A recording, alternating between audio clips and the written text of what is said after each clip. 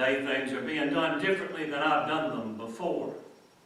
A good crowd paying attention, nodding their heads in agreement every so often is a big help to a pastor. Today the pews are empty, so there won't be any kind of feedback. No feedback is always kind of tough.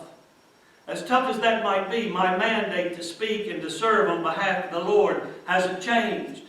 In times like these, when questions run high and faith runs low, a good word might be more needed right now than it has been in a long, long time. The prophet Habakkuk will be the resource we need to help boost our faith as we try to make sense of the times we're living in. Habakkuk is the doubter of the Old Testament like Thomas is of the New. He was born during the good years of King Josiah. After Josiah dies, folks started ignoring God and doing what was right in their own eyes, kind of like a lot of people are doing today. Habakkuk struggling to reconcile the facts he's seeing on the ground with the faith he's supposed to have. In chapter 1, verse 2, Habakkuk turns to God and asks, "How long, O Lord, must I call for help, but you do not listen?"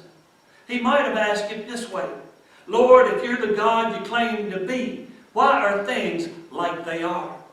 That question has troubled minds for centuries. Maybe it's troubling yours right now. And that question, Lord, if you're the God you claim to be, why are things like they are, is everybody's question at some time or other. Habakkuk doesn't waste time trying to figure things out.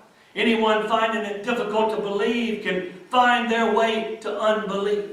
Anyone finding their faith in conflict because of what they're seeing can give up their faith. People do.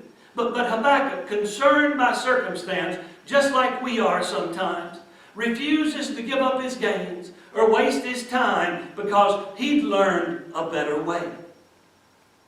He opens chapter 2 by saying, "I'll climb up to my watchtower and stand at my post. There I'll wait to see what the Lord says and how He'll answer my complaint." He's going to wait even though the situation had gone from bad to worse. After his first complaint, God told him that He'd be sending in the cruel Babylonians to be an agent of the Lord's judgment. That wasn't what Habakkuk wanted to hear. Now he had the further problem of trying to reconcile what God was doing with his own expectations of God. That's us sometimes, struggling to reconcile what God is doing with our own expectations of God.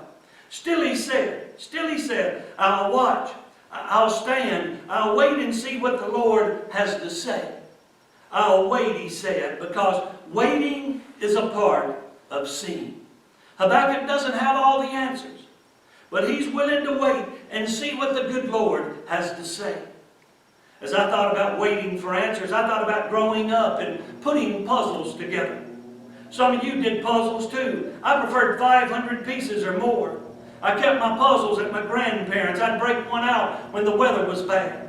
Even today, whenever I walk by a puzzle in progress, I can't help but stop and take a look and maybe fit in a piece if I can. When I was a kid working a puzzle, I'd occasionally come up a few pieces short.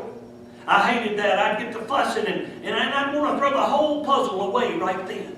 You see, I thought it wasn't any good with a few pieces missing. My grandmother would say, "Don't be so silly.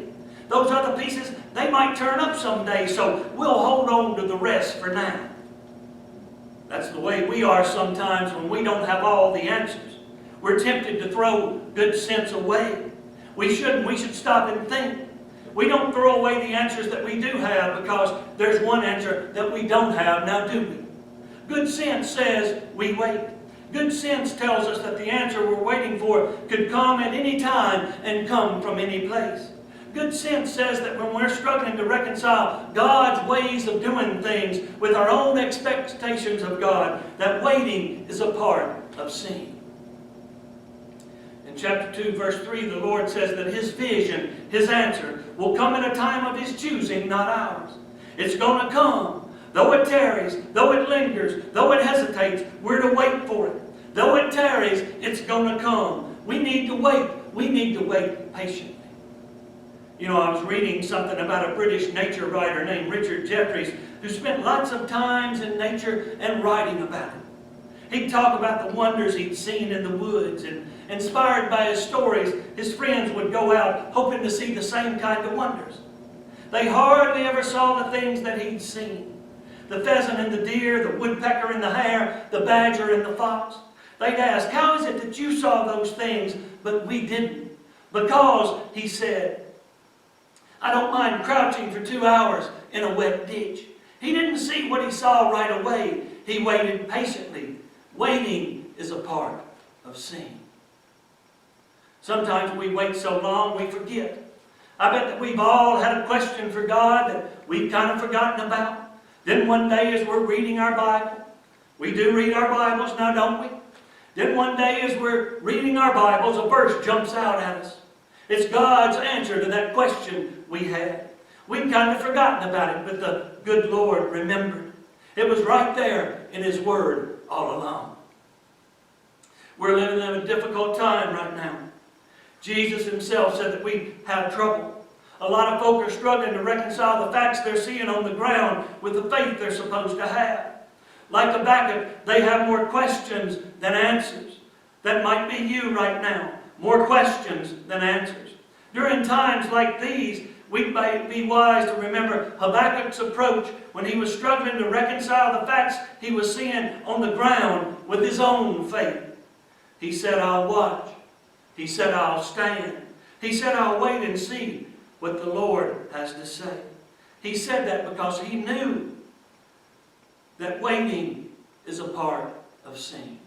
So I say to you today, be patient. Be safe.